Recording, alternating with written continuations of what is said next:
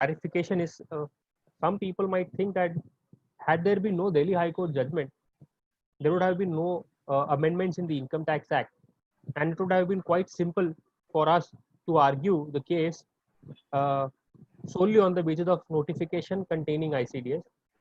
But it is important to bear in mind that the intention of legislature was always to override the judgments. The route taken by the legislature, that is by way of notification, was something which was not acceptable to the masses, because it is everyone's guess that in future they would have come with how many notifications to override the judgments. Therefore, at least this route is closed now by virtue of this judgment of the Delhi High Court. We had discussed about the history of accounts and income tax. Some judgments dealing with accounts and income tax, Challapalli Sugar Work and Tuticorin and Alkali and all. Section 145, some judgments in the context of 145 versus section 5. Let us go through the findings of the Delhi High Court, which may be relevant today also. Firstly, the Delhi High Court has read down the power of the central government to issue ICDS under section 145(2). The power of the central government, according to the court, the central government, by way of notification, cannot override any judicial precedent, that is judgment of a High Court or Supreme Court, or it cannot alter or amend any basic principles of computation of income. So the computation of income is something which the Act exhaustively deals with, and it is not something which the central government, by way of a delegated legislation, should interfere with. That is what the court has held. Varun, can you speak a little louder? There is a demand for. Not audible? Yeah, now it is better. If you can just take your mic a little. Okay. Audible now? Am I audible? Yes. Yeah, yes. Further, we had discussed that the Delhi High Court in this judgment had quashed some parts of the ICDS. ICDS 1 dealing with accounting policies, ICDS 2 dealing with inventories, and ICDS 6 dealing with foreign exchange fluctuation. These three ICDS were completely quashed, whereas certain portions of ICDS 3, construction contracts, 4, revenue recognition, 7, government grants, 8, securities, and 9, borrowing cost. Some parts of these ICDS were also quashed. ICDS 5 and ICDS 10 are completely untouched. Courts have, apart from giving a general finding on reading down the powers of central government, the Delhi High Court has also dealt with specific ICDS, as we have stated. It has held that provisions of ICDS are contrary to findings of certain judgments. As a result, that portion of the ICDS has been quashed. But then the important question which was raised was, what about those judgments which have not been considered by the Delhi High Court? However, the provisions of ICDS are in conflict with the judgments. So we had discussed that there is an important finding of the court in para 102.2. ICDS is not meant to overrule the provisions of the Act, rules, and judicial precedents. And as a result, even if today there are any judgments which are not specifically considered by the Delhi High Court, but the provisions of ICDS are standing in conflict with these judgments, judgment should be preferred or it should prevail over the ICDS. Then we had discussed whether this Delhi High Court judgment has pan-India application, and the answer was yes, because firstly, it is dealing with constitutional validity of a central act. 2, there are no contrary judgments.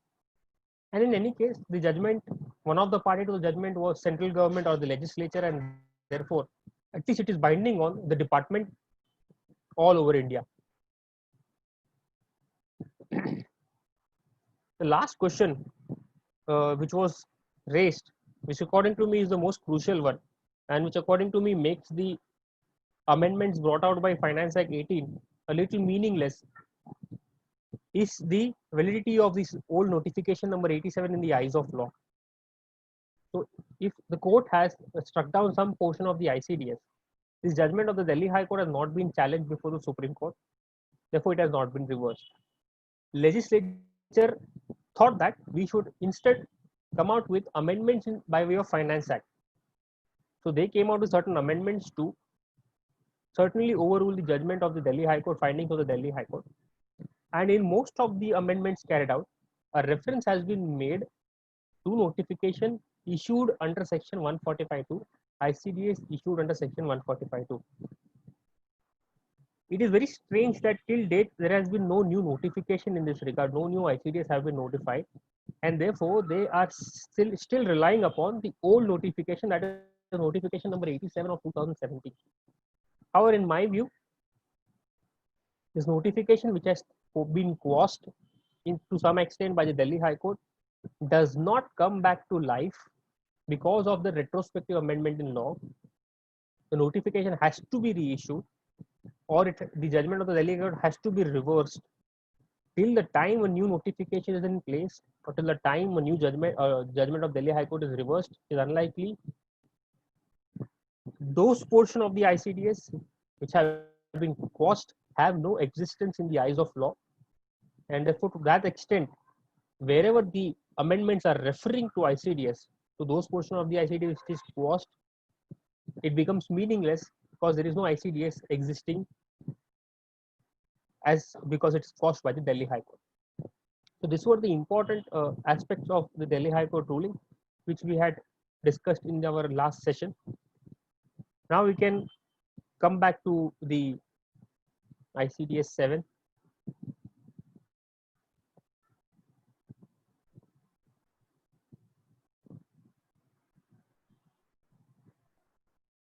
ICDS 7 deals with government grants. Before going into the ICDS, a brief background of government grants, which we in common parlance we call it as subsidy. The law was quite settled until 2015 by various Supreme Court judgments, starting with Pony Sugar Mills. The court had held that a subsidy received on capital account cannot be taxed, whereas those on revenue account has to be taxed. And irrespective of how do you compute the subsidy, if it is on capital account, you cannot tax it. This was the situation, this was the position up till 2015. In 2015, by Finance Act 2015, the government has amended the Income Tax Act. A new subclause 18 has been inserted in section 224, which taxes a government subsidy received by any person, except those which goes on to reduce the cost of the asset under section 43(1). So therefore, there is no difference between subsidy on a capital account or a revenue account, and either of the subsidies had to be taxed subject to certain exceptions. Insofar as Delhi High Court judgment is concerned, the chamber had only challenged one of the aspects of ICDS 7, which is contained in para 4.2. Para 4 deals with the recognition of government grants. It states that the government grants should not be recognized until there is reasonable assurance that the person shall comply with conditions attached to them, and the grant shall be received. So this is very normal insofar as mercantile system of accounting is concerned. But then the second para is quite disturbing. It says that the recognition of government grants shall not be postponed beyond the date of actual receipt. So the government grant para 2 states that you have to tax it in the year of receipt if it has not been recognized earlier. So this was something which is going against the principle of mercantile system of accounting. A parallel can be given of an advance consideration received for sale of goods. Till the time goods are sold, you cannot say that the consideration received is taxable. Similarly, till the time conditions required to be fulfilled for making one eligible to the receipt of government grant, if those conditions are not fulfilled, even though the government grants are received in advance, you cannot tax it. So this was something which was challenged by chamber, and the court held in favor of the petitioner, that is the chamber court held that ICDS 7 requires the amount to be taxed in the year of receipt. This was held to be in conflict with the accrual system of accounting, and accordingly, para 4.2 of ICDS 7 was quashed. Corresponding amendment in Form 3CD and clarification in circular was also struck down. To overcome this amendment, to overcome this finding of the court, an amendment was brought in by Finance Act 2018, which was in the form of subsection 3 in section 145B. The amendment states that income referred to in clause 18, subclause 18 of clause 24 of section 2 shall be deemed to be the income of the previous year in which it is received, if not charged to tax in any earlier previous year. So it says that it shall be deemed to be the income. A deeming fiction has been inserted, and the deeming fiction taxes such income in the year in which it is received if it is not charged to tax in any earlier year. Similar kind of deeming fiction which taxes a particular receipt, uh, not particular receipt, but similar type of deeming fiction can be found in section 43B of the Income Tax Act, where the allowances of deduction is available only when the payment has been made. But the placement of section is important. 43B is there in chapter 4D in profits and gains of business profession, whereas this section 145B is there in chapter 14, which deals with procedure for assessment. We also deal with section 224(18). This is a definition which I was speaking to, which was inserted in Finance Act 2015.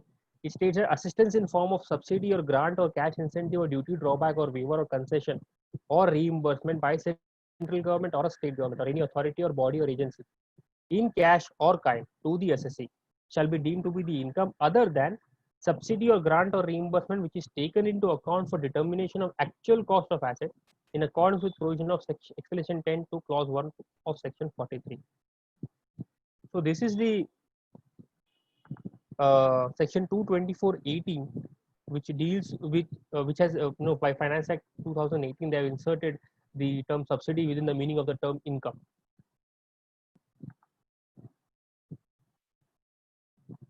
What are the issues arising? The first issue, whether the government grant has to be taxed on receipt basis. To this extent, judgment of the court has been overruled. Yes, it has been overruled. Section 145(b)(3). So it is not actually taxable on receipt basis. If it accrues prior to his receipt, then you have to tax it on accrual basis. But if receipt precedes accrual, then you have to tax it on receipt basis. Again, the controversy which we had discussed while discussing section ICDS 4 was, what about section 145, whether 145B will prevail over section 5 or vice versa. So the arguments in favor of the assessee were section 145(b)(3), the section is placed under chapter procedure of assessment. It's the machinery provision, it's not a charging provision, and therefore it cannot prevail over section 5. One can rely upon the Madras High Court judgment in case of Standard Triumph Portal 1118 ITR. However, mere placement of section may not be that conclusive or may not be sufficient. If you read the heading of section 145B, it deals with taxability of certain incomes, and 145B(3) invokes a deeming provision, and therefore little difficult to argue that 145(b)(3) will prevail over section 5. Of course, the argument in favor could be that till the time section 5, till the time the government grant accrues in favor of the assessee, accrues in the sense the person has received a right to receive, or person will comply with the condition based on the mercantile system of accounting. Merely because it has been received, it cannot be taxed. The government grants, as a result of this amendment in the Act, section 145(b)(3), you have to disclose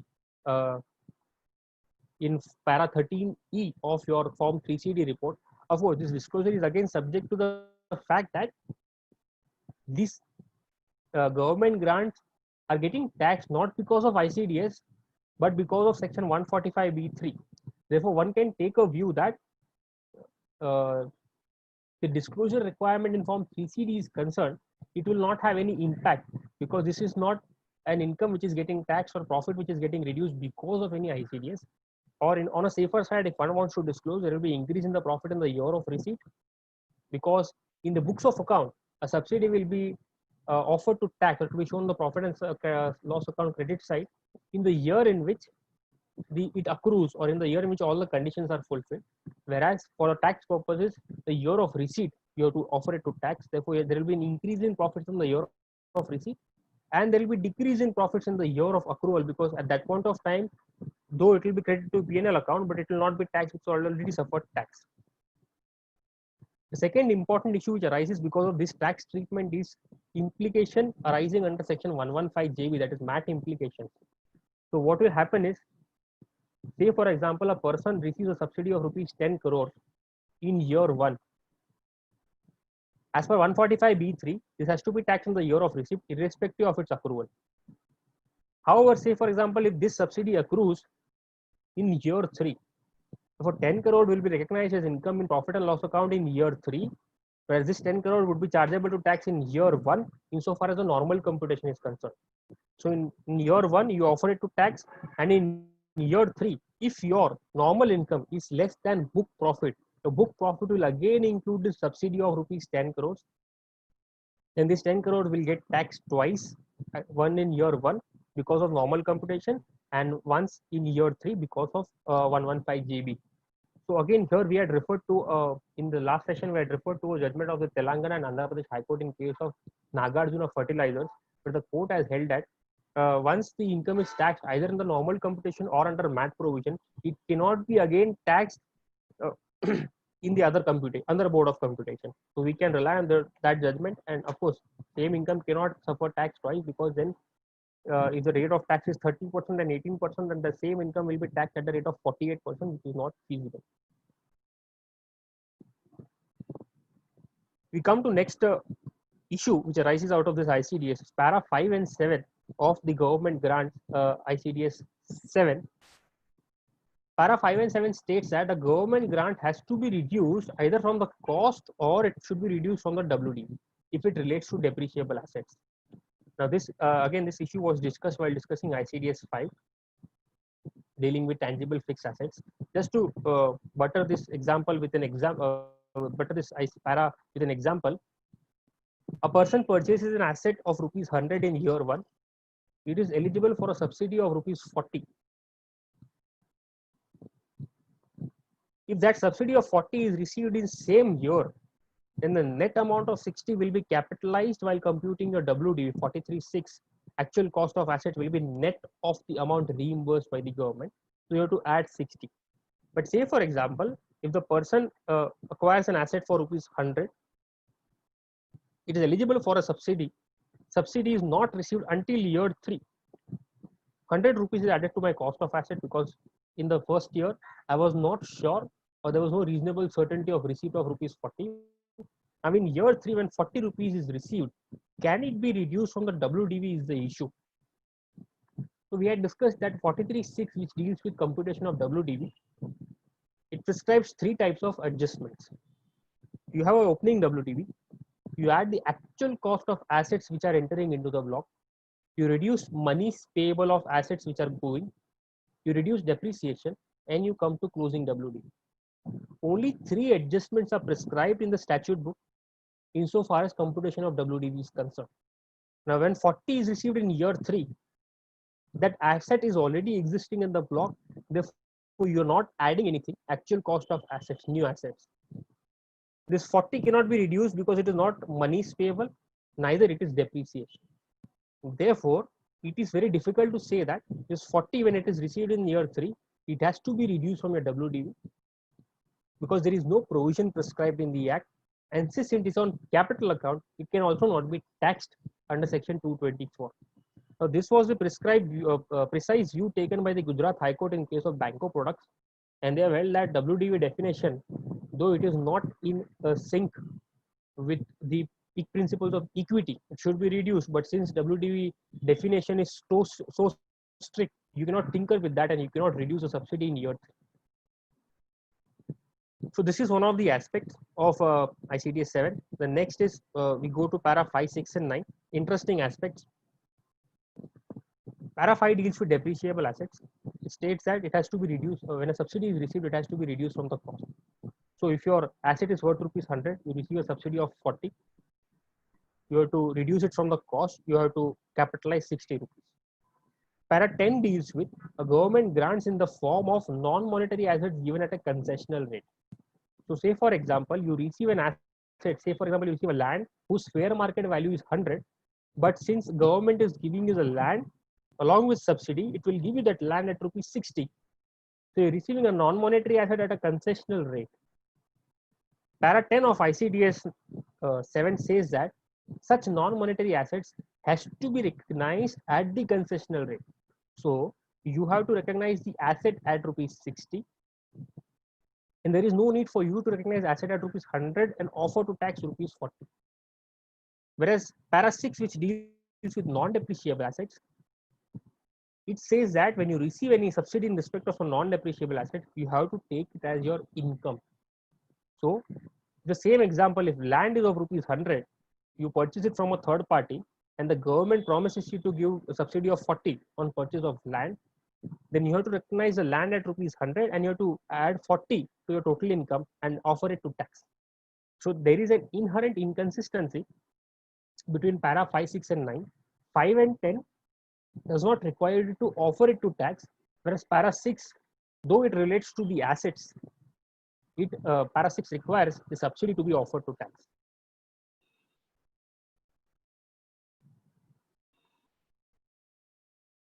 Everybody is aware that ICDS, the preamble of the ICDS states that ICDS, if it is in conflict with the provisions of the Act, then Act should be given a preference.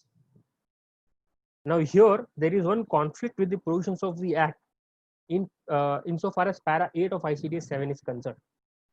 The government grants that is receivable as a compensation for expense or loss incurred in the previous year.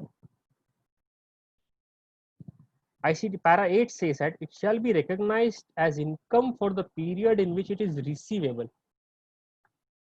The word used here is receivable. So if you incur any expense, say for example, you incur an expense in respect of cleaning of a village in which your plant is situated, and the government promises you to compensate for the expense.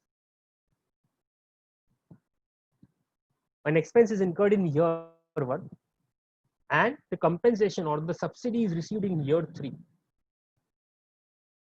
But if in year 1 itself such subsidy becomes receivable, then para 8 requires you to offer it to tax in year 1 itself. But this is not in sync with section 41.1. Section 41.1, which deals with any benefits or perquisite arising in respect of any expense or loss, it is to be taxed in the year in which such benefit or perquisite is received. So insofar as a businessman is concerned, it has incurred an expense or loss, it has claimed a deduction of this expense and loss. In the year in which benefit or perquisite in respect of this expense or loss is received, that is subsidy is received, it is to be taxed in the year of receipt as per section 41.1. To this extent, the provisions of para 8 are in conflict with section 41.1 and therefore 41.1 has to be given preference over para 8. An interesting controversy will arise in case of a non-depreciable assets. And I may just take you back to the definition of the term subsidy under 224. On your screen, you will find section 224, subclause 18 deals with subsidy, which is chargeable to tax as income, other than subsidy or grant or reimbursement which is taken into account for determination of actual cost of the asset. The word used here is the asset, in accordance with the provision of explanation 10 to clause 1 of section 43. Insofar as a depreciable asset is concerned, while computing the actual cost under section 43.1, you have to reduce the amount of subsidy received. The net amount is capitalized in the block of asset. Now, if you read section 43.1, 43.1 uses the word actual cost of an asset. It does not uses the word depreciable asset. There is no distinction between a depreciable asset or a non-depreciable asset insofar as 43.1 is concerned. Can one take a stand that even in case of a non-depreciable asset, I have to compute actual cost under section 43.1, and while computing the actual cost, I have to reduce the amount of subsidy, and therefore subsidy in connection even with a non-depreciable asset cannot be taxed as my income. This is one of the propositions.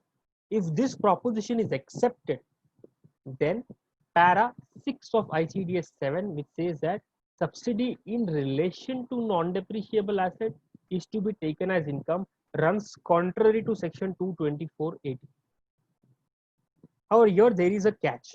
A non-depreciable asset such as, for example, land. This non-depreciable asset, if transferred, it can be taxed under the head capital gain. So frankly speaking, such non-depreciable assets, there is no point in calculating its actual cost under the head business income, because there is no use of such actual cost. One has to compute the cost as per section 48 while calculating capital gains on transfer of such non-depreciable assets. Therefore, one may take a view that 43(1) only deals with depreciable assets and not non-depreciable assets. This is one of the view which is possible, though I would like to take the view that asset word is a broad word. It will include non-depreciable assets also, and merely because there is no point calculating cost for non-depreciable asset under the head business income, it does not mean 43(1) the word asset should be given meaning as depreciable asset. That is not what the intention of legislature is, in my view. So if one takes a view that there is no actual cost for non-depreciable assets under the head business income, then this argument of this exception under clause A of 224 subclause 18 will fail, and therefore you will have to offer to tax the subsidy received on non-depreciable assets. But it may be kept in mind that if you offer to tax the subsidy received on non-depreciable asset like land, then while computing capital gain on transfer of such land, while computing the actual cost, you need not reduce the amount of subsidy, because that subsidy has already suffered tax once here. And if you reduce the amount of subsidy from your actual cost, then it will again suffer tax under the head capital gain, which is not permissible. And if this view is taken that in case of a non-depreciable asset, any subsidy has to be taxed as income, then para 10 runs contrary to section 224(18). Para 10 states that in case of a non-monetary asset given at a concessional rate, it shall be accounted on the basis of their acquisition cost. So an asset of ₹100 is given by government to me at ₹60. Para 10 requires the asset to be accounted itself at ₹60. Now, para 10 does not distinguish between a non-depreciable asset or a depreciable asset. Therefore, say take a case of a non-depreciable asset. 100 asset given at ₹60, you have to record it at 60. But if you take a view that no, in case of a non-depreciable asset, you have to offer subsidy to tax, then as per section 224(18), you have to value your asset at ₹100 and you have to offer 40 to tax. Then again, para 10 runs contrary to section 224(18). The only purpose why para 10 requires you to recognize a non-monetary asset given at concessional rate at its cost is because when you receive such land, you don't have liquidity to make payment of tax. That is the only logic I see here. But one may take a view that it runs contrary to section 224(8). So the disclosure requirements are different from AS 12. One has to disclose separately in para 13F of form 3CD. One has to the disclosure requirement generally deals with the subsidy which has to be reduced from the WDV or cost, and subsidy which goes on to reduce your expense or losses. It can be seen in ICDS 7. So this is insofar as ICDS 7 is concerned. We move on to the next ICDS 8 securities. Before going on to the issues and the finding of Delhi High Court, just a brief background of ICDS 8 security. ICDS 8 securities deals with securities which are held as stock in trade. Naturally, because ICDS only applies for computing your business income and income from other sources. So if the securities are held as investment, your income from such investment, transfer of the investment, goes on to be taxed under the head capital gains, and therefore ICDS 8 will not have anything to do with your investment. The most disturbing point of ICDS 8 was the bucket system of valuation of securities. Under AS2, which deals with inventories, you have to value your inventory at cost or market value, whichever is low. ICDS 8 deals with securities which are in the nature of inventories. Again, they specify the same thing, that you have to value your securities at cost or market value, whichever is low. AS2 specifies that this valuation of cost or NRV, whichever is lower, is to be done asset by asset basis or item by item basis. Whereas ICDS 8 specifies that the securities are to be categorized in 4 different categories, and then you have to do your cost or NRV whichever is lower for that particular category and not independently for each item.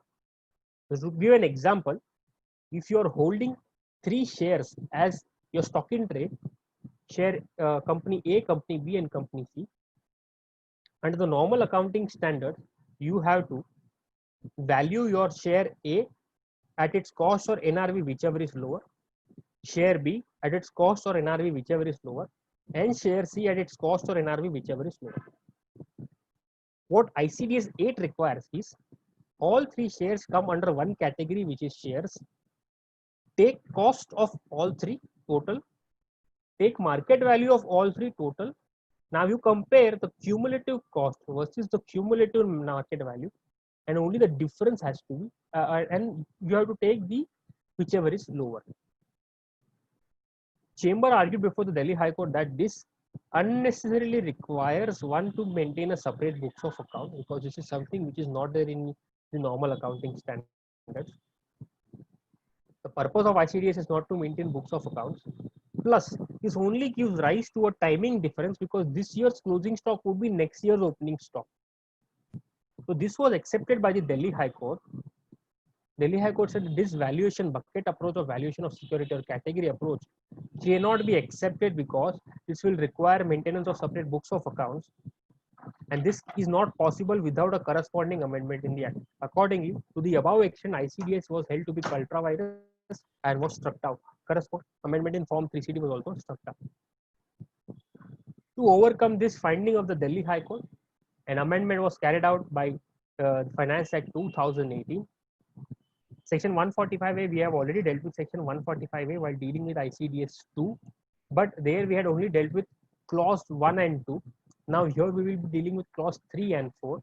Section 145A says that for the purpose of computing income chargeable under the head profits and gains of business or profession, inventory means security is not listed on a stock exchange or listed but not quoted on a recognized stock exchange with regularity from time to time shall be valued at cost initially recognized in accordance with ICDS. And 4 says that inventory means securities other than referred to in clause 3 shall be valued at actual cost or net realizable value in accordance with ICDS notified. Now again, the words used here are in accordance with. The word computed is not present here. Therefore, this has to be given a different meaning. What is important is second proviso, which says that, which is marked in red, provided further that the comparison of actual cost and net realizable value of security shall be made category wise. So, the finding of Delhi High Court, insofar as the bucket approach is concerned, Delhi High Court held that this is not valid because this amendment has to be brought out by way of an act, amendment in the Income Tax Act, and they have done precisely, they have brought out an amendment in the Act. However, there is one catch to this. Though the category-wise approach has been brought back by Proviso 2, but in my view, there are no categories present as on date. This is because the Delhi High Court had caused para 10 of ICDS 8. Para 10 of ICDS 8 prescribed 4 categories. Neither the judgment of Delhi High Court has been reversed, nor they have come out with a new amendment, new notification. As a result, today there are no categories present in the eyes of law. Until the time there are no categories present, one cannot value their stock in securities based on this category approach. If there are no categories present, how will one value them based on the bucket approach? So this is one leeway out of this category approach. Till the time they realize their mistake and they come out with a new notification. In question number 9 to circular number 10, question number 19, they have prescribed how to value securities which are inventories.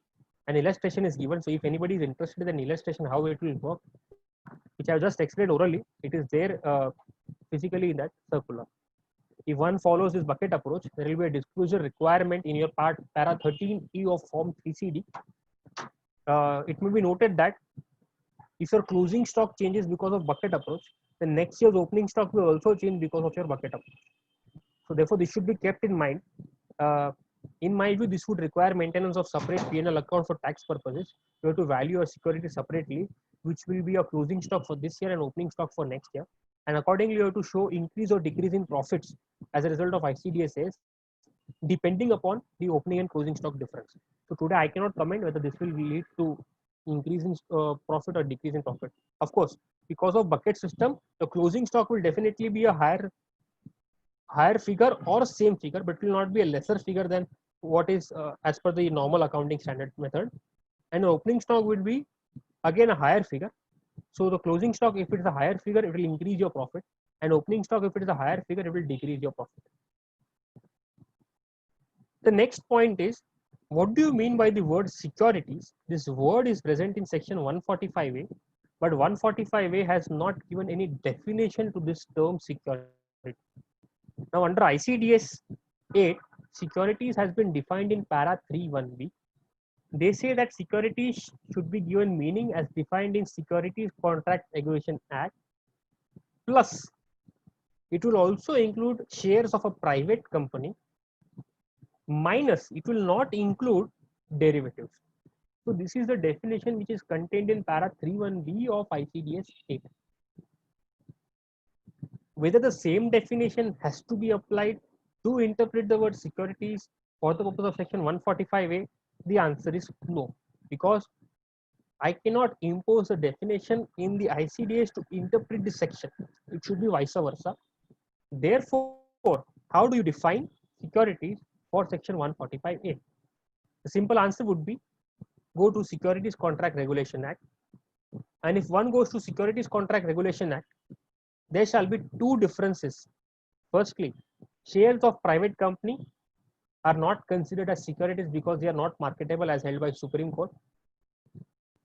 And therefore, such shares cannot be valued under section 145A irrespective of ICDS 8. This is one of the major difference, and therefore to that extent para 3.1b of ICDS, which defines the term securities to include shares of private companies, will run ultra virus to section 145A definition of the term security. The next biggest problem or the next biggest loophole is derivatives. We have discussed in ICDS, while discussing ICDS 1, that derivatives are getting covered in ICDS 6, but only those which are forward exchange contracts or which includes foreign currency fluctuation. Other than those derivatives, circular says that you cannot recognize mark-to-market loss because it falls in ICDS 1. But I do not agree. Section 145A uses the word securities. If one takes the meaning of the term securities as per Securities Contract Regulation Act, securities includes derivatives.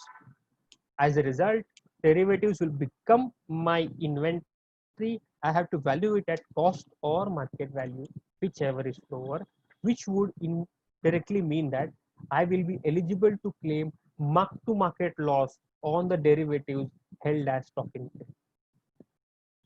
Even if para 3.1b specifically excludes derivatives from the meaning of the term securities, that definition is confined to ICDS 8. And to that extent, one may say ICDS 8 does not deal with derivatives, whereas 145A deals with derivatives and should be valued at cost or market value, whichever is lower. Again, 36.1.18 should not come into picture because of this.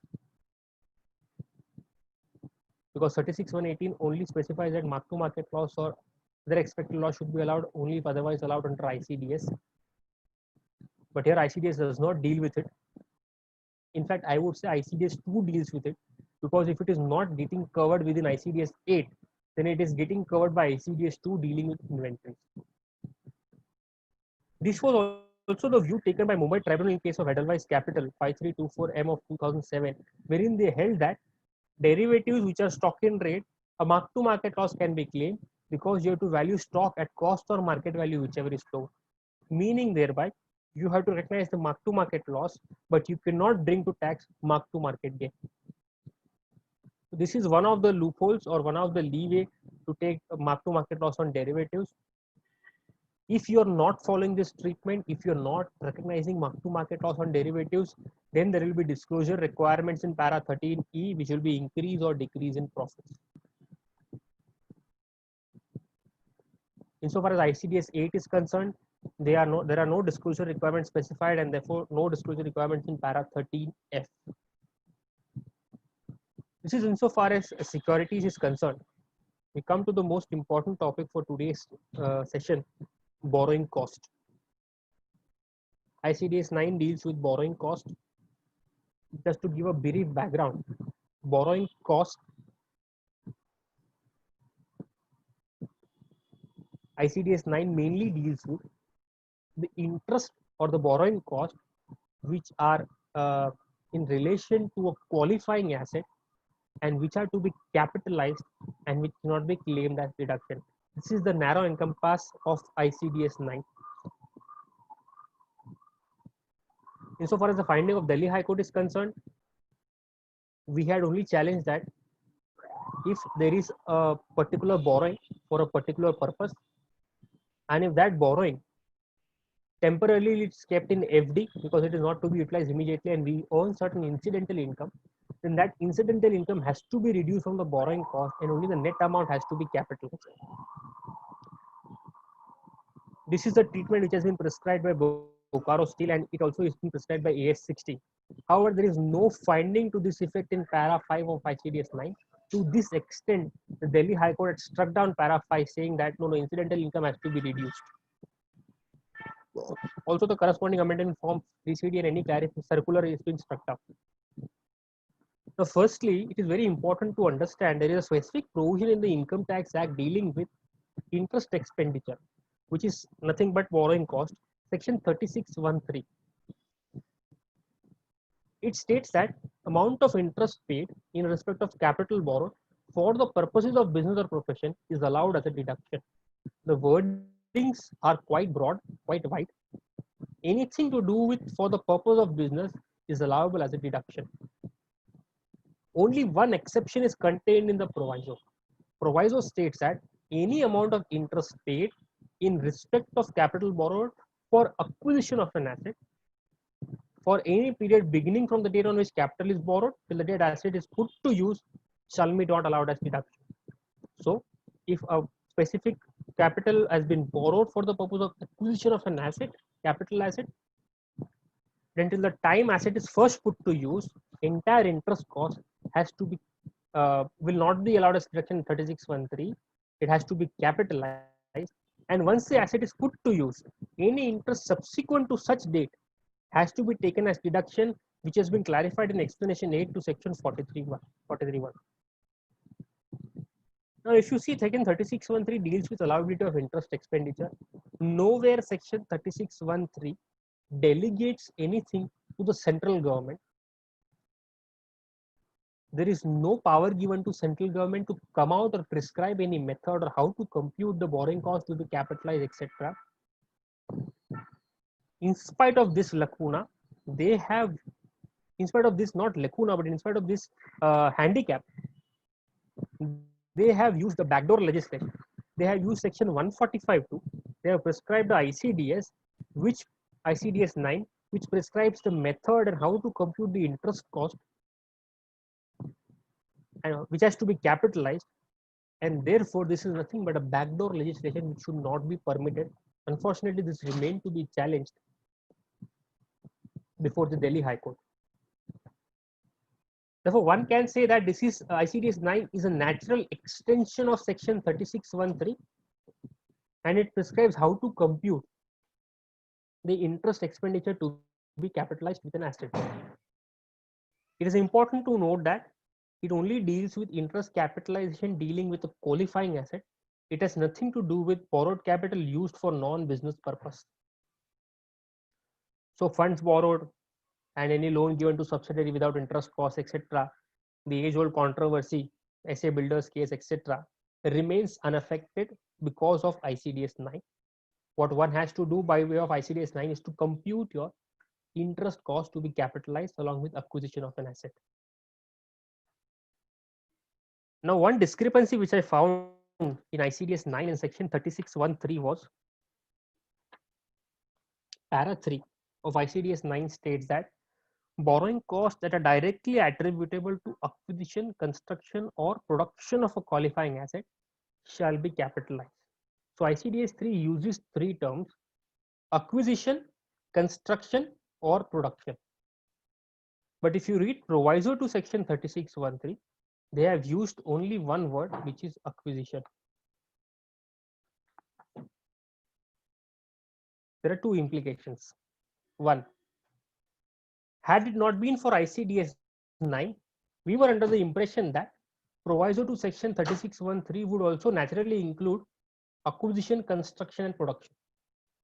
Therefore, if you are self-constructing your asset, self-constructing a machinery, plant, etc., capital borrowed in that regard has to be capitalized. Interest has to be capitalized.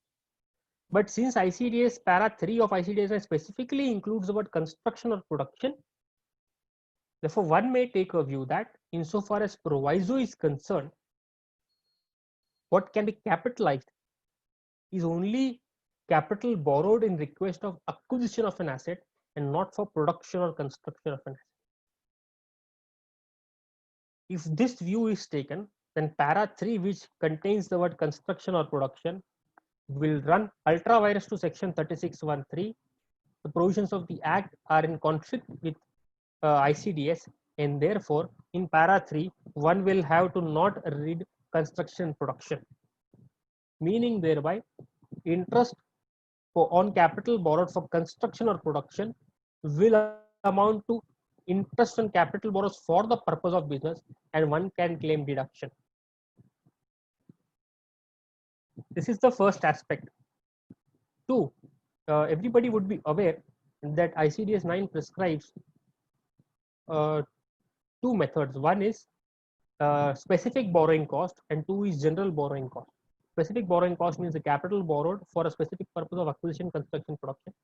And general borrowing cost is they have prescribed a formula A into B upon C, similar to something which was there in earlier rule 8D22. Now, the general borrowing cost, which is contained in para 6 of ICDS 9, states that in respect of borrowing other than those referred to in para 5, borrowing cost to be capitalized shall be computed as per the following formula. If I compare the wordings of para 6 with proviso to section 3613, I find a basic discrepancy, which is 3613 proviso only requires capital borrowed for acquisition. Capital borrowed for acquisition to be capitalized. It only deals with specific borrowings for acquisition to be capitalized, and there is no room for any general borrowings. And therefore, I can contend that para 6, which prescribes the formula to determine the interest on general borrowings to be capitalized, is not in sync with section 3613 proviso.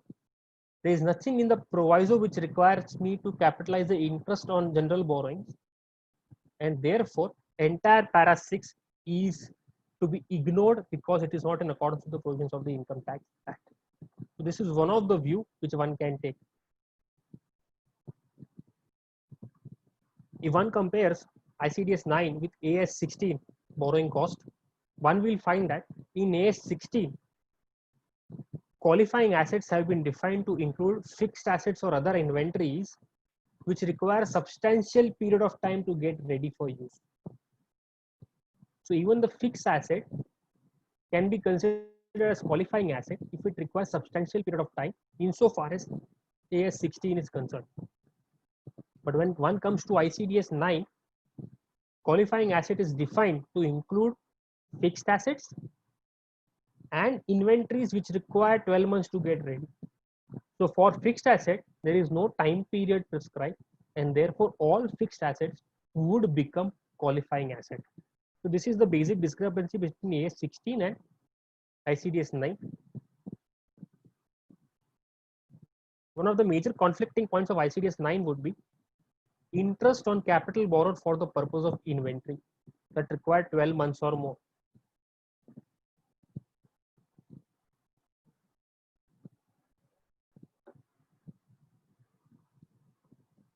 Yes. So As per ICDS 9, borrowing cost in respect of capital borrow for the purpose of inventory has to be added to the cost of inventory and cannot be taken as deduction if that particular inventory requires 12 months or more. Now, this inventory has not been defined and it will include all categories of inventories, which will also indirectly cover real estate inventory. In fact, there is one clarification in circular wherein one had asked for whether there is any ICDS prescribed in respect of real estate. So they have specified that there is no ICDS prescribed in respect of real estate contracts. Therefore, one has to take into account the existing provision of the Act and the existing provision of ICDS to compute the income, meaning thereby this provision of ICDS 9 would apply also to a real estate inventory. Now, the first and foremost proposition which I am putting forth is, we go to section 36(1)(3) for a moment. All interest for the purpose of business are allowed except the proviso, and proviso only applies for capital borrowed for acquisition of an asset. Asset definitely would not here include inventory, because this word asset is also used in 43(1), 43(6). Therefore, this asset has to be given meaning as if it is a capital asset. Proviso does not apply to inventory. If proviso does not apply to inventory, then everything is covered by the main section. And since capital borrowed for the purpose of inventory is for the purpose of business, interest expenditure has to be allowed as deduction. To that extent, this provision of ICDS 9 runs contrary to section 36(1)(3), and therefore it is in conflict with the Act. 2. If one goes to Supreme Court judgment in case of Core Healthcare 298 ITR 194, here the Supreme Court has specified that, or has held that, the borrowing cost on a revenue account has to be allowed as a deduction under section 36(1)(3). Now, it is nobody's guess, it is anybody's guess that inventory is definitely on revenue account, and therefore your borrowing cost in respect of your inventory has to be allowed as a deduction. It is a period cost. It has to be taken as a deduction for a particular period. It cannot be added to your value of your inventory. Lastly, there are specific judgments of the Bombay High Court and Calcutta High Court, Lokhandwala Construction and Celis Developer, wherein they have held in case of real estate contracts, interest expenditure cannot be added to the inventory. It can be taken as deduction. Considering all three arguments, my view is this provision of ICDS 9, which specifies that insofar as inventory is concerned, which takes more than 12 months, interest has to be capitalized, is not acceptable, should not be followed. The next item is borrowed funds temporarily parked in FD. So we have just dealt with the Bokaro Steel judgment, which says that incidental income has to be reduced from the borrowing cost. This was not specified in ICDS 9, and therefore we had made this challenge, and the Delhi High Court has upheld that challenge. And strangely, there is no amendment to overcome this finding of the Delhi High Court, which would now mean that whenever there are borrowed funds are temporarily parked in FDs, corresponding interest income has to be reduced from your interest cost, and only the net amount has to be taxed, and there is no need for you to offer this incidental interest income to tax under income from other sources. Mind you, though Delhi High Court has followed Bokaro Steel, but if one refers to Tuticorin and Alkali, in Tuticorin and Alkali specifically, the Supreme Court has held that such incidental interest income has to be taxed income from other sources and not to be reduced from your cost. To that extent, the finding of Delhi High Court may be held to be per incuria, because Tuticorin and Alkali is a judgment of 3 judges, and it's a later in time, and therefore it can be held that judgment of Tuticorin and Alkali is to be followed, and such interest income can be has to be taxed income from other sources. One of the view possible. Now we come to the specific borrowings. Funds which are specifically borrowed for the purpose of acquisition, construction, or production of a qualifying asset, they have to be capitalized. Now the wordings used are funds borrowed with the purpose of so and so has to be capitalized. Now take two examples. One, funds which are specifically borrowed for this purpose but not used for this purpose. The second example, funds which are not borrowed for this purpose but specifically used for this purpose. Unfortunately, the language used in ICDS 9, they use the word purpose. This purpose should be read as utilized. The fund specifically utilized for this purpose, which will then give meaning. Because say for example, I have taken a loan for construction of an asset, but that loan money has used for some other purpose. Then there is no need to capitalize interest on such loan to the cost of the asset. And vice versa, loan has not been taken for this purpose, but specifically utilized for this purpose, then that interest has to be capitalized. And if this U is not taken, then that the loan which is not borrowed for this specific purpose will go in para 6, which is general borrowing, and that interest will get allocated between different assets. Therefore, this purpose should be read as utilized in my view. Now, this is the general borrowing formula, which is prescribed in para 6. Just read for everyone's benefit. A number of controversies arising because of this formula. Firstly, let us go through para 6. Subject to para 8 in respect of borrowing other than those referred to para 5. So all borrowings which are not covered by para 5, that is specific borrowing, all other borrowings are getting covered by this formula. Amount of, if any, the amount of borrowing cost to be capitalized shall be computed in accordance with the following formula: A into B upon C. Borrowing cost incurred during the previous year, except on borrowings referred to in para 5. Now the word incurred is used, but this should be subject to the provisions of the Income Tax Act. So if your interest expense is not, yes, it should be subject to the provisions of the Income Tax Act, and this controversy actually is getting covered in the circular which they have prescribed. We will deal with that later. B means average cost of qualifying asset as appearing in the balance sheet. So firstly, the word used is cost and appearing in the balance sheet of a person on the first day and last day of the previous year. In case the qualifying asset does not appear in the balance sheet of the person on the first day, half of the cost of the qualifying asset. In case the qualifying asset does not appear in the balance sheet of the person on the last day, average of the cost of qualifying asset as appearing in the balance sheet of the person on the first day and on the date of put to use or completion, as the case may be.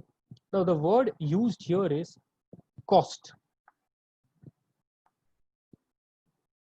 Now this average cost excluding the extent to which the qualifying assets are directly funded out of specific borrowing. So say for example your investment is 15 crores, but there is a specific borrowing of 10 crores, then you have to exclude the specific borrowing. One can presume that only 5 crores are of the general borrowing, excluding the extent to which the qualifying assets are directly funded out of specific borrowing. The C includes average of the amount of total assets as appearing in the balance sheet of the person on the first day and the last day of the previous year, other than the assets to the extent they are directly funded out of specific borrowing.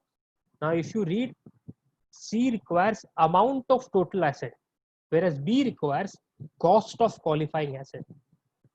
The different words are used in B and C, and there are repercussions because of this. We'll come to that. Fortunately for us, the explanation says that this para 6 should apply only if the asset requires a period of 12 months or more for its acquisition, construction, or production. So if your asset is acquired, constructed, or is produced within a period of 12 months, no need to ascribe the general borrowing cost to such asset. However, if an asset requires more than 12 months, then this paragraph should be applied. What are the issues insofar as general borrowing cost? Apart from the fact that general borrowing cost has no room insofar as the proviso to section 36(1)(3) is concerned. That is one of the arguments. Apart from that, we have other arguments also. Firstly, we read para 3 of ICDS 9. Para 3 states that borrowing costs that are directly attributable to acquisition, construction, production shall be capitalized. So the word used in para 3 is directly attributable. Definitely, general borrowing cost is not directly attributable. Therefore, there is inconsistency between para 3 and para 6. And one can say that para 6 should not be applied because this is not directly attributable. More importantly, one should note that when we compare this formula with formula given in Rule 8D22, when constitutional validity of Section 14A Rule 8D was challenged before Bombay High Court in Kojri and Boyce, one of the most important point which turned against the SSC was Rule 8D is to be applied only if AO is not satisfied with the method followed by the SSC. So SSC is free to choose his method. Only if his method is not found to be satisfactory with the AO, should Rule 8D22 should apply. If you compare that Rule 8D with ICDS 9 para 6, ICDS para 9 para 6, apart from that method, there is no other method prescribed. So one is bound to follow this method. Now here, one can take a view that if one follows this method, then results arising are absurd. Rather, a more scientific method can be followed, and such scientific method can be relied upon to state that this scientific method is in accordance with Section 36(1)(3) proviso, and therefore this scientific method should be followed in place of this formula A into B upon C. Now, while compute, the next issue is the own funds, argument of own funds. It's a very interesting argument. Everybody is aware that in context of Section 36(1)(3), in context of Section 14A, the court has accepted that if you are having sufficient own funds, then in that case it shall be presumed that the investments are out of your own. There is a presumption. In fact, now it has been upheld by the Supreme Court in context of Reliance. Though that judgment citation is not present here, but there is a Supreme Court judgment in this regard now. Now, if you read the formula A into B upon C, when we come to B, the cost of qualifying asset as reduced by the amount of specific borrowing. What is to be reduced is only the specific borrowings. So there is no room to reduce that part of cost of qualifying asset which has been incurred from own funds or non-interest bearing funds. There is no specific exclusion. However, we are having various judgments of Supreme Court and Bombay High Court, and therefore one can take a plea that this judgment should be preferred over provisions of ICDS. Judgments are in context of Section 36(1)(3). It is the meaning it should be given to Section 36(1)(3), and therefore it should be preferred because the provisions of ICDS are in conflict with Section 36(1)(3) and judgment. So in my view, argument of own funds is still valid. The next issue is we have seen that all borrowing costs other than those covered by para 5 are getting covered by para 6, irrespective of the fact whether you have used such borrowing or not. It should be considered while computing A into B upon C. So if you read the word para 5 uses the word funds which are specifically borrowed for the purpose of a qualifying asset, for the purpose of acquisition, construction, production of a qualifying asset. So this is a narrow word, funds specifically borrowed for this purpose. If it is not following within this meaning, automatically one comes to para 6. This gives absurd result, and therefore one can take a view. It goes contrary to Section 36(1)(3). If a particular borrowing has not been used by me for the purpose of any qualifying asset, I cannot ascribe that interest to that asset. Definitely, the general borrowing cost will give nightmares to big companies with multiple borrowings and different blocks, mostly where a person is setting up a new plant or machinery which will require more than 12 months of time. There, this application of formula would arise, and they are going to, or for a real estate company which are into multiple projects. Of course, apart from the argument that this formula should not apply and that real estate inventory is outside the ambit of ICDS 9. If otherwise one chooses to follow, then it is going to be practically very difficult. ICDS 9 also prescribes when the capitalization should commence and when it should cease.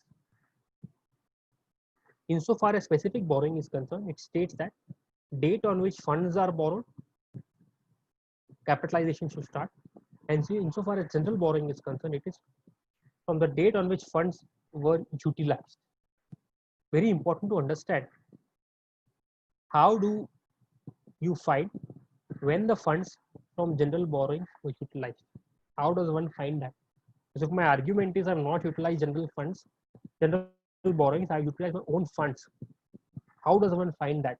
And suppose if I have utilized, say for example, there are 2 or 3 general borrowings, cash, credit, overdraft facility. I only utilize one of the accounts. So interest from that account should be capitalized. Okay. But does that mean this formula will kick in and all borrowing cost other than the one prescribed in para 5 should be capitalized because one borrowing fund was utilized for construction of an asset? So this is a practical difficulty will come into picture. Insofar as cessation of capitalization is concerned, they have specified that the capitalization will cease when the asset is put to use. Now, it may so happen the asset may not be put to use, may be ready to put to use. And our courts have held that once the asset is ready to put to use, you can start claiming depreciation. Now, this word put to use is in sync with proviso to section 36(1)(3). There again, they have used the word put to use, and this put to use have been interpreted by courts to mean ready to put to use, and therefore, in my view, you have to stop capitalizing once the asset is ready to put to use. Otherwise, the repercussions are you can start claiming depreciation. Therefore, you will capitalize in your block, start claiming depreciation, simultaneously increase the cost by adding the interest expenditure. So it runs, it becomes incongruent with the depreciation provision, and therefore one should take a meaning that put to use means ready to put to use. There may be an increasing decrease in profits because firstly, general borrowings formula are not prescribed in AS 60. It is prescribed here. One may follow some different formula, and therefore there may arise some increase or decrease in profits because of that. Further, date of commencement and cessation, if one follows put to use, AS 16 says ready to put to use, again discrepancy may arise. And insofar as other disclosures are concerned, para 13F, these are same as AS 60. Now, I have prepared an illustration insofar as general borrowing cost is concerned for this ICDS 9. And I will take that illustration first so that, if we understand how many issues are there.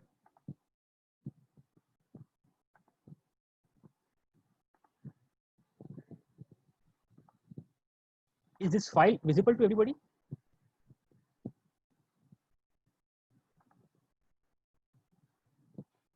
Is this Word file visible to everybody? Yeah, now it is. Okay, thank you. So I prepared an illustration how the borrowing cost para 5 and para 6 will work. This is a balance sheet of Mr. XYZ Limited. The company has own funds of 50 crores, share capital, reserves and surplus. There are 3 specific borrowings. Term loan A, which is for the purchase of office at Pune. Term loan B for purchase of car, and term loan C for construction of factory building. There are 3 specific borrowings. Cash credit facility is a general borrowing as well as the overdraft account. These 2 are general borrowings. Apart from this, there are 3 unsecured loans, of which first 2 are interest free, and the last one is a very old loan of Messrs. Y Limited, which bears certain interest at the rate of 18%. When we come to the asset side, insofar as fixed assets are concerned, we have a car in respect of which we had one specific borrowing. We have premises at Pune, again in respect of which we had a specific borrowing. There are other assets, other fixed assets. Then we have this factory building WIP. So this is, the construction is still going on. If you see, the previous year figure and this year's figure are present, which means this factory building has taken more than 12 months for construction. Then there are other assets. The car for which loan is taken is already in use. The commercial property in Pune, same was acquired for 2 crores on March 1 of the preceding financial year. However, said property required 5 months time for being ready to put to use and was accordingly put to use in the year of in this year in the month of August. So this property has taken 5 months, not more than 12 months is an indication. Some payments were made from cash credit and overdraft account for the purpose of acquisition of Pune premises and factory building. How do we apply ICDS 9 in this case? Firstly, qualifying asset being car. Car is a qualifying asset because it's a fixed asset. 1, 2, no time limit has been prescribed in ICDS 9, therefore it will still be a qualifying asset. Car is already put to use, therefore interest on the specific loan is to be allowed under section 36(1)(3). We come to the next qualifying asset being premises at Pune. The Pune property took 5 months for preparation. There is a specific term loan A which was used for acquisition of property at Pune. The said property in the current financial year was not ready to put to use for 4 months. Accordingly, interest for first 4 months have to be capitalized. Balance interest can be claimed as an allowable expenditure under section 36(1)(3). Para 6 of ICDS, which deals with general borrowing, that will not apply because this asset has not taken more than 12 months.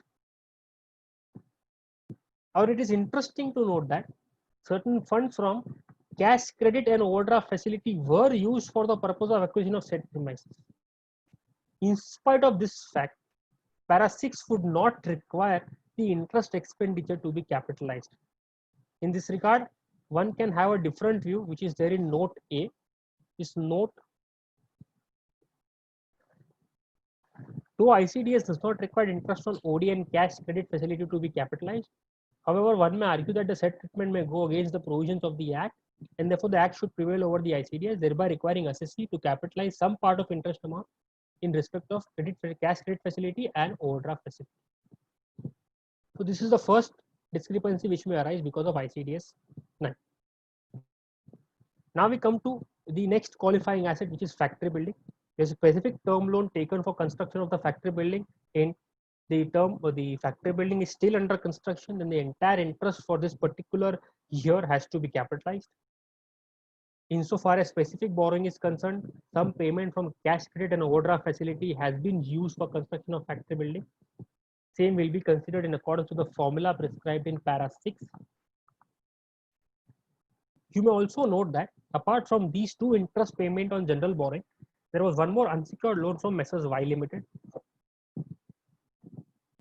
This fund from Y Limited was brought forward from earlier years. It's an old loan.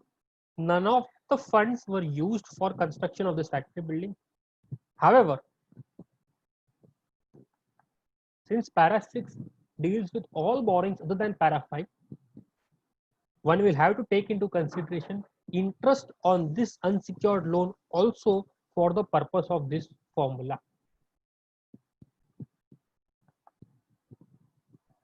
In this regard, one may have a different view. One may take a view based on the wordings of Para 3 of ICDS that since the unsecured loan was not utilized for the purpose of factory building and was utilized much before the factory building coming into existence, it should not be considered while calculating interest in Part A.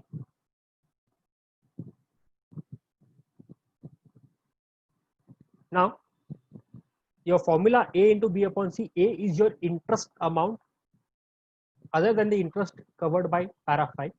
So your interest on overdraft, cash credit and unsecured loan has been added. Here, I have added the entire interest cost for the entire year. If your asset, say for example, takes more than 12 months, but in a particular financial year, it gets ready in 4 months, then this interest cost should be restricted to proportionate interest for 4 months. This is because cessation of capitalization. Para requires you to cease capitalizing when the asset is put to use. So if your asset is put to use within 4 months, you have to take the proportionate amount and not the interest amount for the entire year. This is what is prescribed in note C. B is average value of the qualifying asset. You have to take the average value. Factory building 35 crores, closing, opening is 30 crores. Now, here there may be one more problem. Firstly, this part B requires one to take average cost of the qualifying asset. There may arise a situation where an asset is put to use and depreciation is claimed, and therefore the WDV at the end of the year may be less than the cost.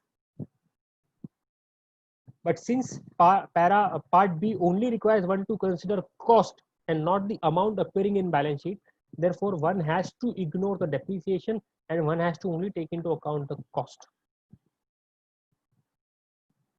2. You have to reduce the amount of qualifying asset which is directly funded by any specified borrowing.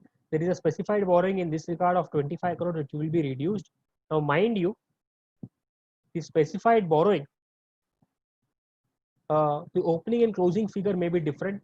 You may have taken new loan, you may have reduced, you may have repaid the loan. Insofar as new loan is taken, you have to add that amount. But insofar as repayment of loan is concerned, I have taken a view that the repayment of loan should be ignored because you're considering the original cost, and therefore you have to take the original value of loan. One may have a different view. One may think that we should only take the net amount of loan pending. This is one more discrepancy which is pending. You come to the value of average value of the qualifying asset, 7.5 crores. Now when you come to C requires you not the actual cost, but it requires the amount appearing in the balance sheet. Therefore, you have to take the WDV or whatever amount is appearing in the balance sheet as reduced by specified borrowing. Now, what borrowing amount has to be reduced? The borrowing which is present in the balance sheet as on that date, or the original borrowing, or what has to, or the proportionate borrowing as compared to the original, is something which is a gray area. It may so happen if you take the amount of borrowing as at the year end or at the year opening, the WDV is less than the amount of borrowing, then the asset may itself turn negative. Then what has to be done? Negative is to be ignored or negative has to be reduced from asset, is something again which is a gray area. Insofar as the factory building is concerned, while calculating your C part, the factory building value is taken same as in part B so as to maintain consistency. In 3 scenarios, in 2 scenarios, this may be different for part B and part C. One, it would be a case where you have already capitalized and you start claiming a depreciation, and 2, where you have also repaid your loan. In these 2 cases, your part B and part C value, insofar as factory building is concerned, may be different. I compute the average cost, and this is how the formula works, and I come to this value. So this formula is just to, this example is just to highlight how many views are possible while working out this formula. It's so absurd, it is so vague, and definitely it is going to be give very absurd results. So this is the illustration which I wanted to share with you all. Now we can come back to our slide.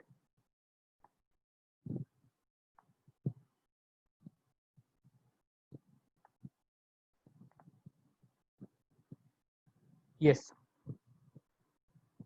So as we have seen, the ICDS 9 formula prescribed is absurd, vague, give rise to various controversies which will arise in near future, and one has to be ready with that. There are certain issues in circular number 10 dealing with ICDS 9. Firstly, the first issue is a particular assessee has asked that if a particular borrowing cost is to be disallowed under section 40A or 43B or 40A1, then what amount is to be capitalized? So after excluding the borrowing cost which gets disallowed, or the entire borrowing cost? Now you know this is like giving clue to the department कि तुम क्या क्या कर सकते हो. The department, of course, is going to say that something which is disallowed cannot be capitalized, but this is not correct. It goes against the provision of the Act and judgment. One can refer to the Punjab and Haryana High Court judgment in 358 ITR 43 Mark Auto Industries, where they have specified that interest to be capitalized cannot be disallowed. Only something which is otherwise allowable can be disallowed. And therefore, say for example, if you have not deducted TDS or any interest paid or which has to be capitalized, you cannot say it cannot, such interest cannot be capitalized. It has to be capitalized because 40A1A has no implication when capitalizing an amount. In fact, a specific amendment has been made in section 43(1) actual cost to ignore that part of the cost which has been incurred by making cash payments above rupees 10,000. Thus, 48(3) has been given specific recognition in computation of actual cost under 43(1). This also indicates that to make other provisions like 48(3), that is 40A1A, 14A, 43, etc., applicable to interest which is to be capitalized, they have to make this specific amendment. Without a specific amendment, you cannot not capitalize something which is going to disallow. Also, the last question, question 22, they have specified that para 6 general borrowing formula has to be applied on asset by asset basis and not to a block of assets. That is again normal. There is no such great impact because of that clarity. We now come to our last ICDS, ICDS 10, dealing with provisions, contingent liabilities, and contingent assets. So there is no finding by the court, and therefore there is no amendment proposed. This is very similar to your AS 29. Only some minor differences are there as compared to AS 29. For example, AS 29 requires a person to recognize a provision when the outflow of resource is probable. The word used is probable. But here they have used the word, you have to recognize a provision when the outflow of resources is not probable but reasonably certain. So the crux of the ICDS 10 is a recognition of expense has been made a not stricter, and recognition of income has been made a notch simpler. We'll come to that. Just a basic background about ICDS 10. First, we come to section 36(1)(18), which deals with mark-to-market loss or expected loss shall not be allowed except otherwise allowable under ICDS. Now, under this ICDS, one can claim expected loss if it is otherwise fulfilling the conditions of the meaning of the term provision and the provisions of the ICDS. But what is important to note that a provision to be recognized would require outflow of resources in future. Future में कुछ मेरे हाथ से जाना चाहिए. What about a case where a payment is already made and I am going to suffer a loss? Or what about a case where I have supplied something and I am not going to receive anything in future? So the last two cases,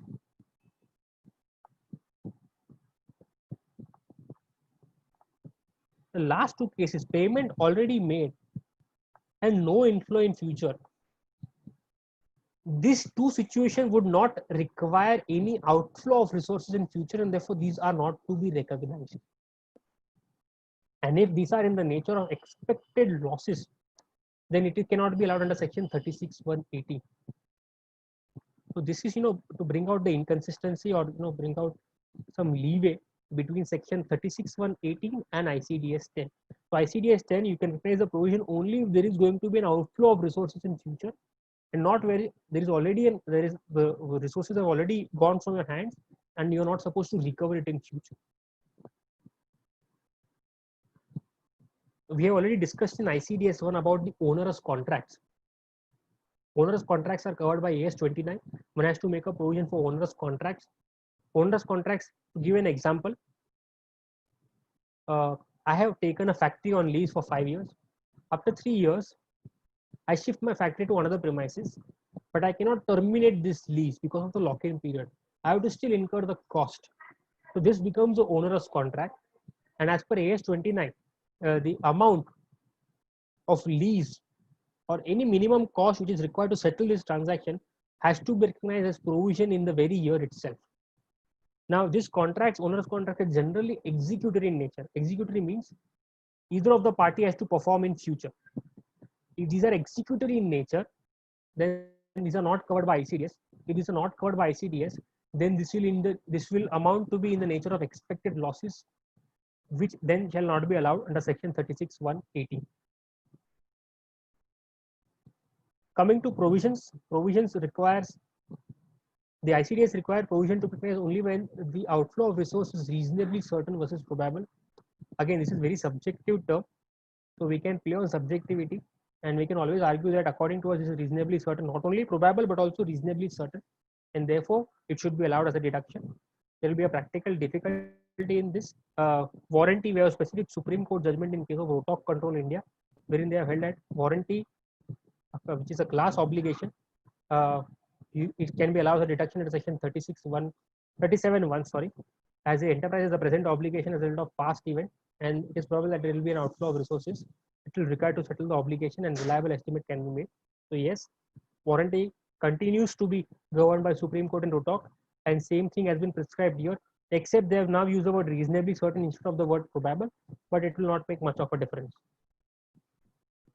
Insofar as receipt of income is concerned, that is reimbursement by third party or contingent assets, AS 29 requires you to recognize these receipts only when the receipt is virtually certain, whereas now ICDS 10 requires you to recognize reimbursement by third party and contingent assets when the receipt is reasonably certain. So they have made it a little simpler as compared to virtually certain. They have used the word reasonably certain. Actually, this reasonably certain is in sync with ICDS 4 or other Supreme Court judgment, because we have Supreme Court judgment, Excel Industries and ED Sassoon, etc. We say that an income has to be recognized on its reasonable certainty of ultimate collection. So the courts have also used the word reasonable certainty of ultimate collection. So if there is any income which is going to come to you, and it is reasonably certain it's going to come to you, then you have to recognize it as your income. Mark to market gain, again, we have a circular which says mark to market gain cannot be recognized. So legal claim is an example of contingent asset when to be recognized. The outcome is uncertain, not recognized. If your advocate says that no, it is reasonably certain in future you will receive any income because of this legal claim, then you can recognize that amount. For example, just give an example of legal claim. Suppose there is a premises which you're holding, which is given on rent. Now, this premises, the tenant is having dispute with you yourself, and therefore the claim is pending before the court. He has not paid the rent amount. So according to him, it is not the rent which you had agreed, it is a lesser amount. To the extent of the difference amount, it is uncertain.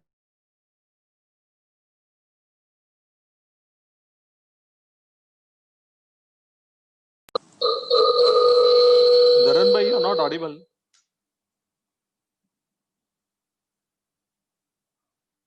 So then ICDS 10 will come into picture. If receipt of the rent, the excess rent, is certain in future, then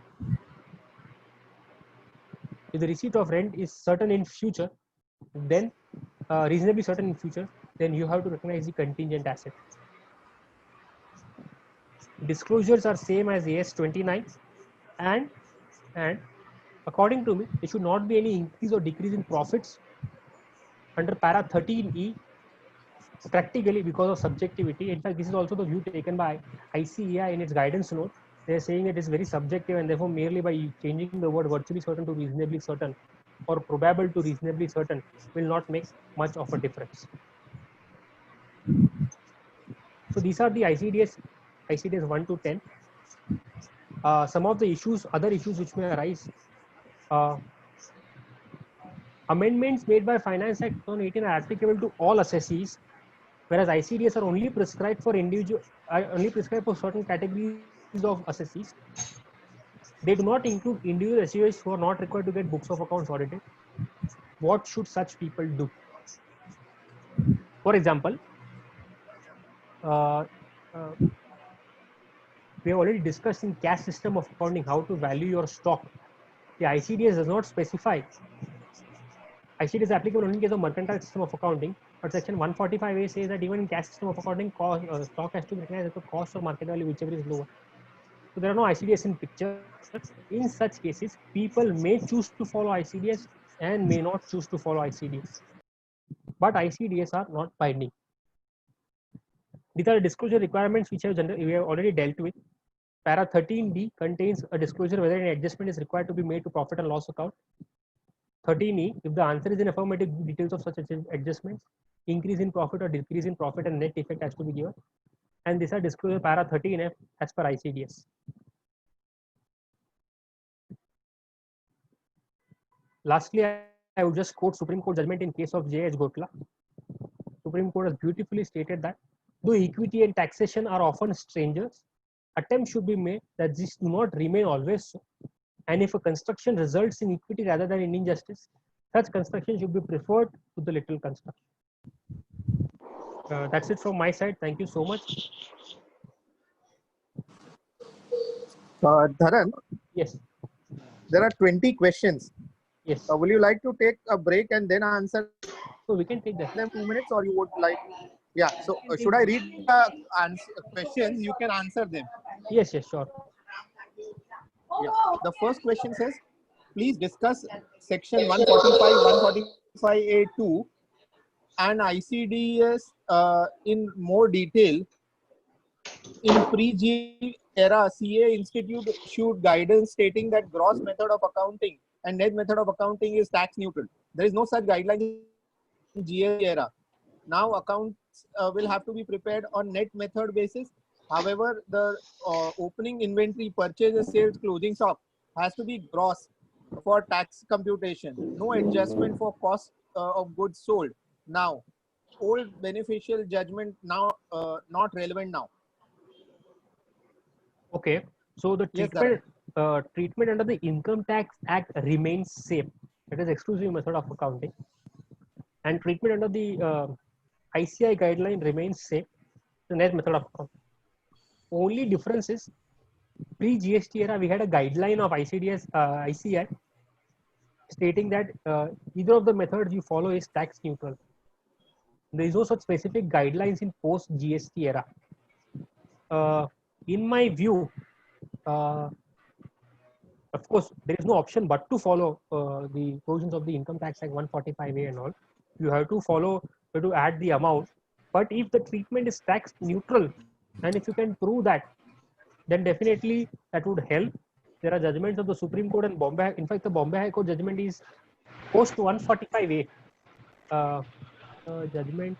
I forgot the judgment, which says that net and gross system of taxation are tax neutral. Therefore, there is no required to make any adjustment. However, I'm not much sure about GST. But if there arises any difficulty or any discrepancy because of the GST, then one will have to definitely account for the same. Dharan, just to add, the guidelines with respect to GST still remains the same as far as institute is concerned, because they have not made any changes to the tax audit this thing.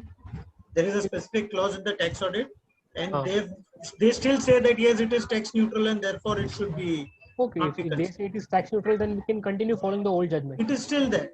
Yes, and there is that one Bombay High Court judgment. I can give it to you in some time. Diamond something. Diamond Icon. Yes. Diamond Icon. Yeah. Correct.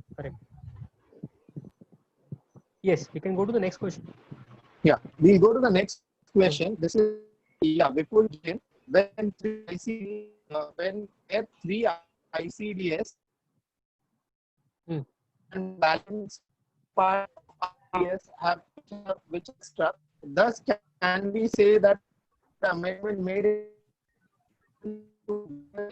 are redundant? So basically, he's trying to ask whether in the act is redundant or not. I think you already answered, but if you yes, so not redundant, will not be effective as the government would like it to be, because the provisions in the act are still present. So, for example, if 145 says cost or market value, whichever is lower, you have to follow that principle. Though the computation not go to ICDS 2 because that is not present in the eyes of law. So yes, not redundant, but not that effective.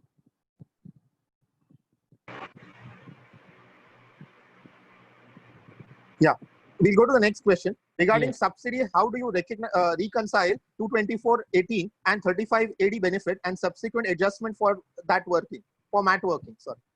So I'm not able to understand the question. So what exactly? 35 AD is that capital deduction for the capital expenditure. Yeah, and I think he's talking about 224. I think you already answered it regarding go to the the next MAT one. working, whether yeah. Okay. Can pre-operative expenses up to a commencement of expansion plant of same nature of business can be claimed as revenue expense instead of capitalizing it in block of asset, as no amendment has been made in Act with regard to Yes, ICDS so I 5. already answered this in my ICDS 5. There are judgments to the effect that once your business has been set up, but not yet commenced, all expenditures should be allowed as deduction. So those judgments can be relied upon, can be referred to, and one can take benefit. And if anything contrary in the provisions of the ICDS, then it should not be preferred. Next, Yeah, Ashok. we'll go to the next. If subsidy reported in a tax audit report and not added to income in computation, then CPC makes addition under section 143(1)(a). I don't. Yeah, that is Subsidy is not taxable, one can challenge this in appeal. enough. Okay. Whether we need to follow bucket approach or not for valuation of shares, etc., held as stock in trade. This I've already answered that. There is still a room possible to argue bucket system is not applicable because that portion of the ICDS has been quashed and there's no notification and the judgment has not been reversed. So one may choose not to follow. Litigation is definitely supposed to follow, and I think we have a good case. But in any case, that bucket approach only requires one to maintain a separate books of accounts. Apart from that, insofar as income tax is concerned, it is merely timing difference. So one may choose whether to litigate or to follow. Okay. For ICDS 6, what shall be treatment for mark to market on forward exchange contract entered in normal business course?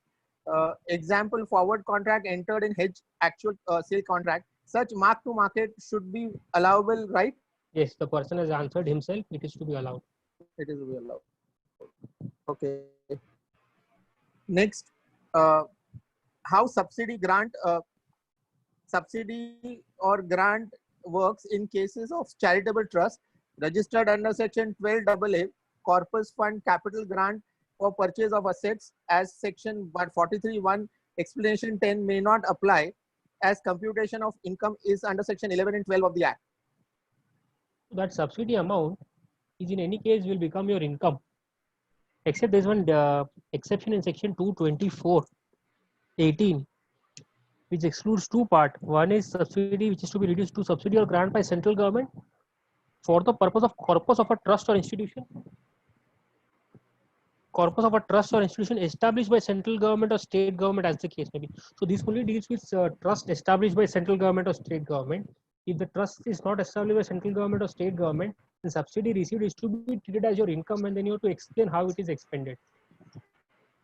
You can claim the under section 11 if it is used for the purpose of the trust. One can claim a deduction under section 11.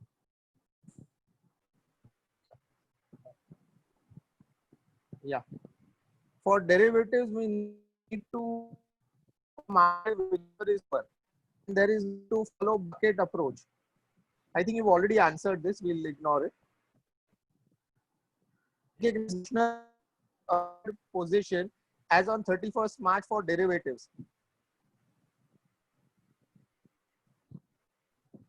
I think again this I have answered. If it is treated as your inventory, then mark-to-market loss can be recognized by following section 145A, treating it as securities. Or two, if it is not securities, and you go to ICDS 2. ICDS 2 also deals with treatment of inventory, cost to market value, whichever is low.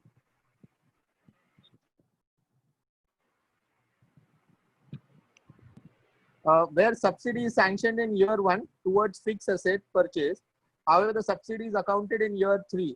Can we reduce the written down value by the subsidy amount in year 3? In my I think you opinion, no. It's a Gujarat High Court judgment in case of Banco products.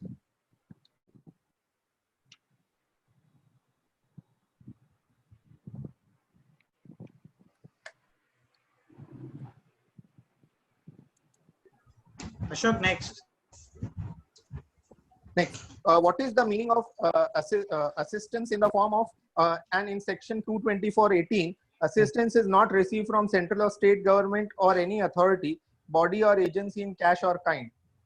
So section 224 only taxes assistance from central government, state government, authority, body or agency.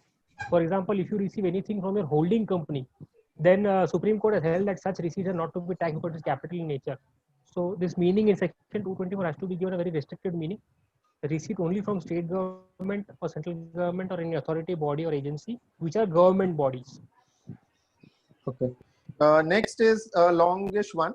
Kindly refer disclosure requirement under Appendix C of Ind AS 12, effective from 1st April 2019.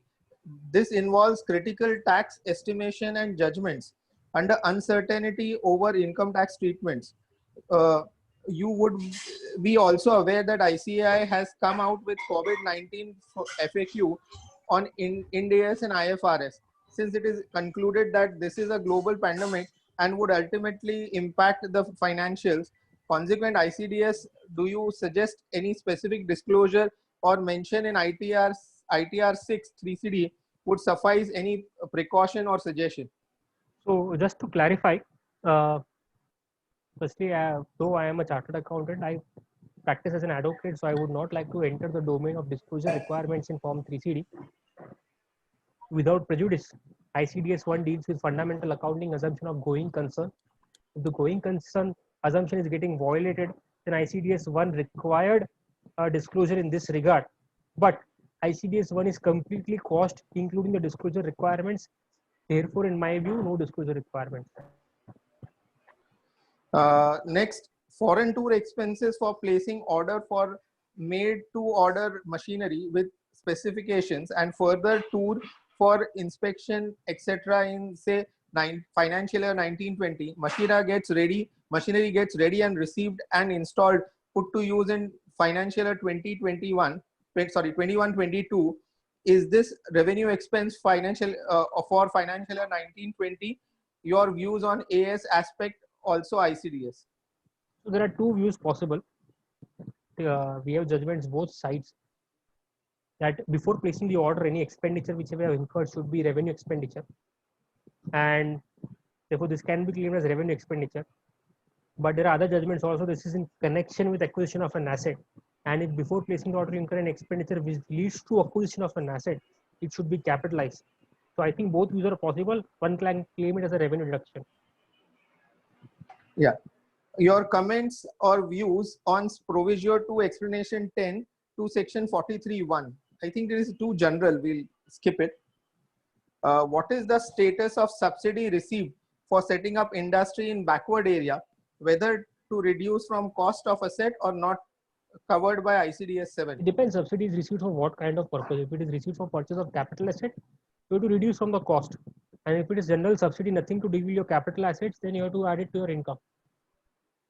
Yeah. Next, in ICDS 9, in respect of general borrowing cost capitalized, can the depreciation be claimed under IT Act? Yes, definitely.